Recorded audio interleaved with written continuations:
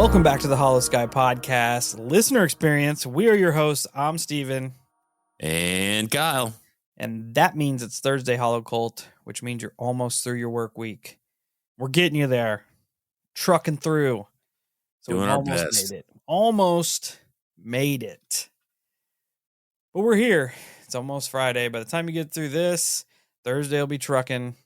You know the drill. We got a lucid dream experience. Interestingly enough, I just randomly chose two because me and Kyle are going to record this week and next week, and they're both lucid dreams. So I'm curious to see if these tie in together or how this works. But before we get into it, got to get through the business. So check us out at all our social medias: Facebook, Instagram, YouTube, Twitter, TikTok, Discord, Reddit. Search up the Hollow Sky Podcast. Be part of the community. Join the Hollow Cult. You know what to do. If you have a personal encounter you'd like for us to feature on a future show, Kyle's got some info for you. I do. It's really easy to get us your amazing experiences.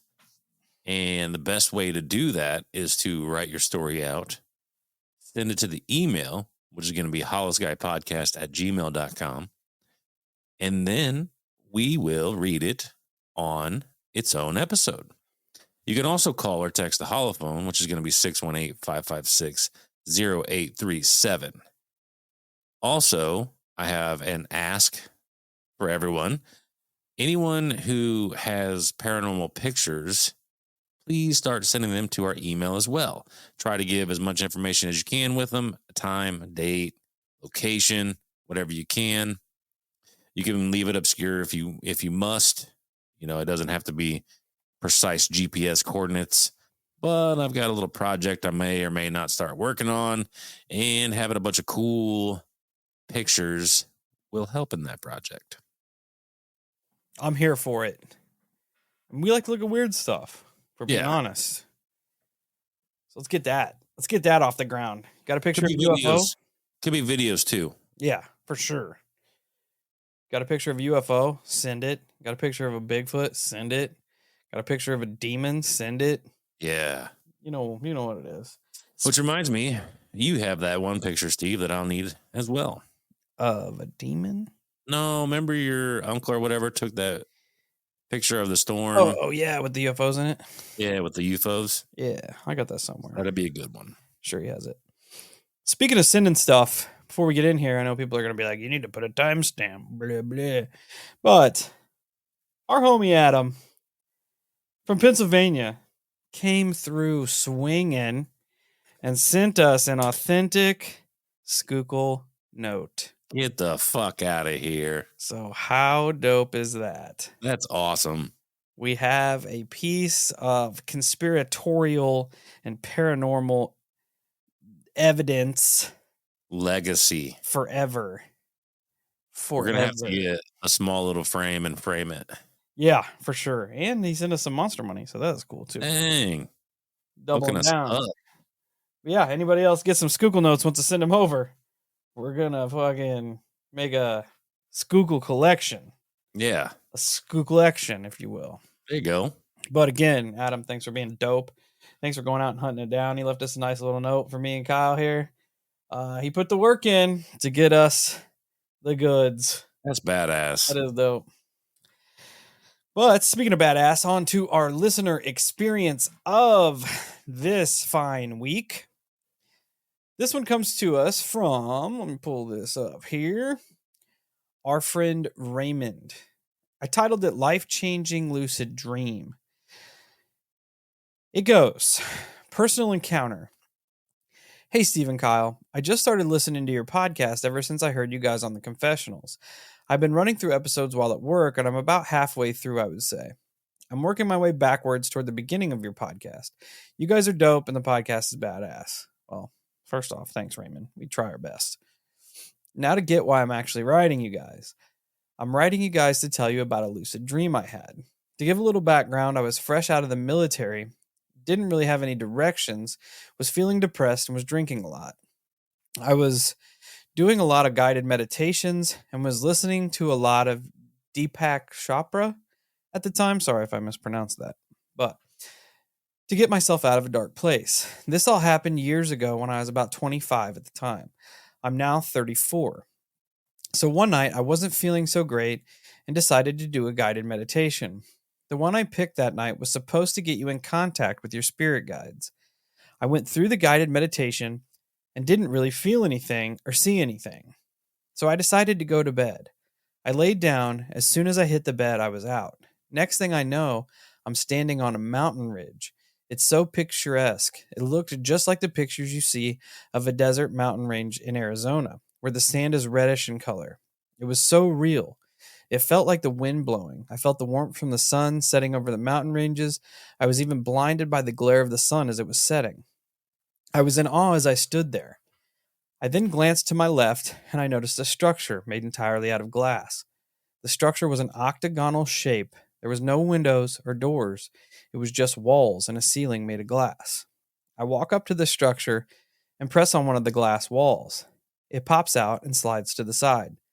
I was alarmed by how I knew to do that since I've never been here before. I go inside and there's an open layout to the place. There isn't much of anything. I take a few steps forward and there are a few steps that leads to the center of what seems to be a living area and the lower rest of the structure that's filled with cushions and pillows for sitting. I go down and take a seat. I stare out on the range and the sun is still setting. The colors and light are in the sky and on the clouds and are gorgeous. There were shimmers of orange, reds, yellows, golds, blues, purples. It was breathtaking. I was in awe and all I could do was stare. As I stared out, the sun started to meet my eye line as it sunk deeper and deeper behind the mountain range. The glare became too blinding to keep looking, and I looked away and then put my hand in front of my face as if to block some of the light. At that moment, I noticed a being standing there. This being was giving off their own warmth and light, and I felt this overwhelming feeling of love. The light from the sun subsided, and I see what looks to be a woman standing in front of me. Her hair was long and flowing, but it was made of what I can only describe as the sun. Each strand was golden. It glowed and had a warmth to it. I could tell she was a woman because of her curves. It was odd. It was like she was naked, but also not at the same time. Kind of like in the X-Men movies, how Jennifer Lawrence is in a costume as Mystique. She's naked, but isn't. Sort of like that, except she wasn't blue. As I'm sitting there, I have no idea what to do. I try to say something, but she moves in close and puts her fingers on my lips, as if to say, be quiet in a nice way. She leans in and gives me a kiss on my forehead, and then whispers something in my right ear. The next thing I know, I'm back in my bed, curled up in the fetal position, in a full-blown cry, like a baby. It legit took me about 10 to 15 minutes to calm down and stop crying. I remember everything I dreamed about that night, but the one thing I cannot remember for the life of me is what she whispered into my ear. No matter how many times I replay it in my head, I cannot remember. Since then, I've definitely felt different.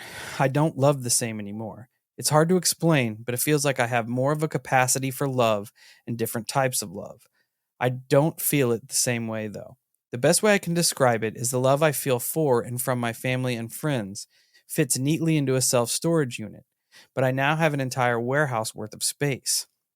I feel loved and empty at the same time, and I notice I have to be careful with how much love I put out because most people can't handle it. Anyway, that's my dream. I thought I would share it with you guys. Love the podcast. Stay weird and keep up the good work. Raymond, first off, thank you for taking the time to share this. I know since if you heard this on the confessionals, this is probably an old one that we didn't get to and I brought back to light. I hope you're still with us, Raymond, still hanging out, still listening so you can hear this.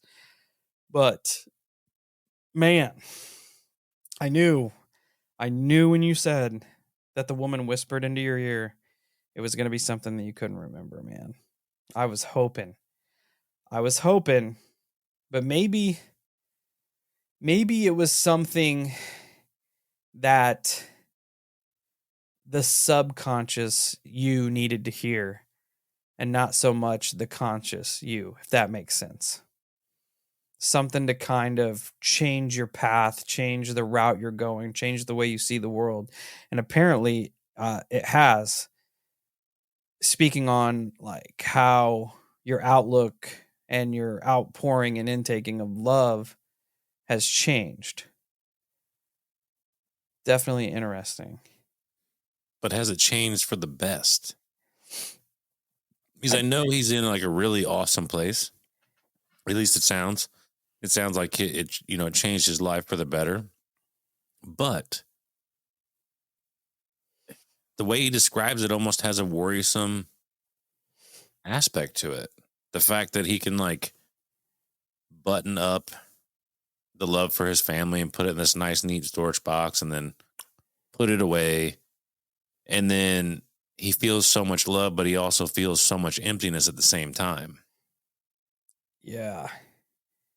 And I wonder, and I don't think it was like a nefarious act by any means, but I think, and I don't know for sure, but it is semi relatable because I am a person that also puts out a lot of love and feels a lot of emptiness at the same time. But I get it from the sense of you expect the same amount of energy back that you put out. And when that's not like a lot of us are okay with that for a while. Like dumping loads of love and energy outward. But there does come a time when you run yourself dry, so to speak, and you need some of that back. You need some of that energy to come back towards you. And the people around you, whether it's just not reciprocated, it could be that they've gotten so used to you dumping all of your energy, it kind of gets taken for granted or whatever. It doesn't come back for whatever reason. And I wonder if that is kind of how you're experiencing life currently. That's kind of how I took it, which I was hoping you were going to go that route because I feel like when you Our bodies come in different shapes and sizes, so doesn't it make sense that our weight loss plans should too? That's the beauty of Noom. They build a personal plan that factors in dietary restrictions, medical issues, and other personal needs so your plan works for you. Noom doesn't restrict or shame when you want to treat yourself. Their flexible program focuses on progress instead of perfection. You don't have to give up carbs or anything. And with their daily lessons, you can learn something new about your food choices every day. After just a few days of using the app, I learned how to recognize cues for overeating and how to choose the right foods to feel full. Stay focused on what's important to you with Noom's psychology and biology-based approach. Sign up for your trial today at Noom.com. That's Noom.com. And check out Noom's first ever cookbook, The Noom Kitchen, for 100 healthy and delicious recipes to promote better living. Available to buy now wherever books are sold. when you have that mindset of essentially the golden rule mindset, people should treat you the way that you treat them. You're just Right. setting yourself up for disappointment because people do not handle business that way, right? I agree. You have like it almost breaks down to two like sects of people, like hosts. And if you look at a negative light, like a host and a parasite, people feed off people who give off a lot of energy, and then people don't get the same energy back, like the way you said. So it does kind of feel like he has all this. He's giving out all this love, and he has all this space to bring it back in, but it's not being reciprocated. You Yeah. just have this big empty room. Yeah. And I know we hear a lot about the woman, the woman. Yeah. Yes. Bledsoe encounter, the woman, she's love and Yeah, light. This and I that. was gonna swing back around on her too. And it's weird because like Raymond said, he was in a really, really bad place in his life. Drinking, depression, just out of the military, no direction. And all of a sudden, old girl pops in. It's like, hey, heard you got it bad. Maybe I can make it a little better. Or can I? We don't know. It's also weird the parallels of almost like an abduction, a UFO encounter. Because the way he described the octagonal room ship, so to speak, feels like a UFO to me. Yeah. Walks up to it, touches it, the door opens up, the entity's inside. It's It is a weird. pretty good observation. It's weird. Because I hadn't thought of it like that. Because my brain's still in the channel of Black Cube, how that entity came to Arthur in a dream as well. Yeah. So like I also have a new outlook on dreams and stuff like that to begin with now at this point, because that is kind of for me a form of confirmation that this stuff does actually happen. But I do love your like the way you describe the woman and all the detail. I feel like I can see her, which is always greatly appreciated.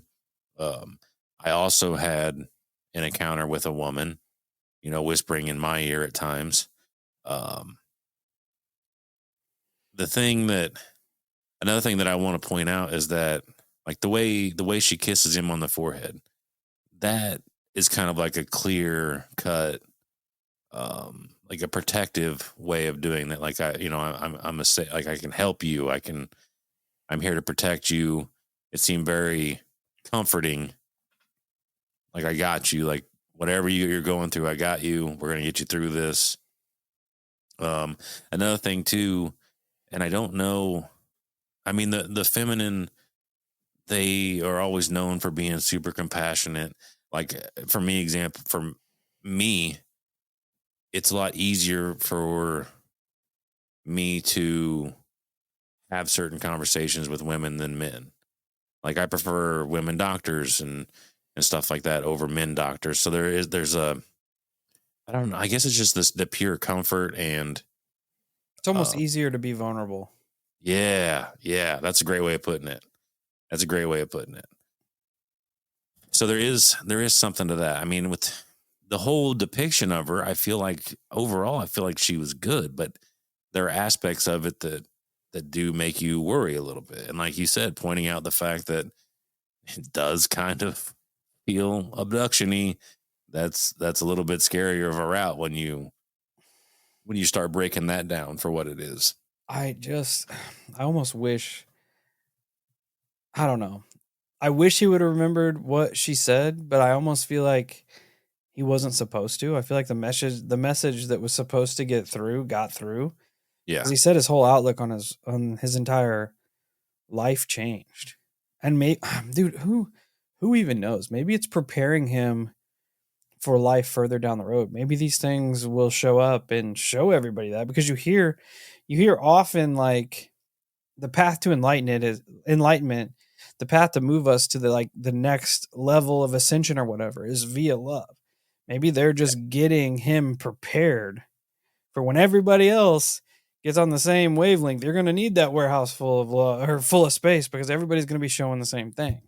Bro, I hope so. I hope that's the case for him. I would want nothing more than you'd be able to feel that, because it's a fucking shitty feeling putting all that love out all the time and not getting it back. You know what I mean? Like it does leave you fucking broken on days. It is very hit and miss when you're that type of person.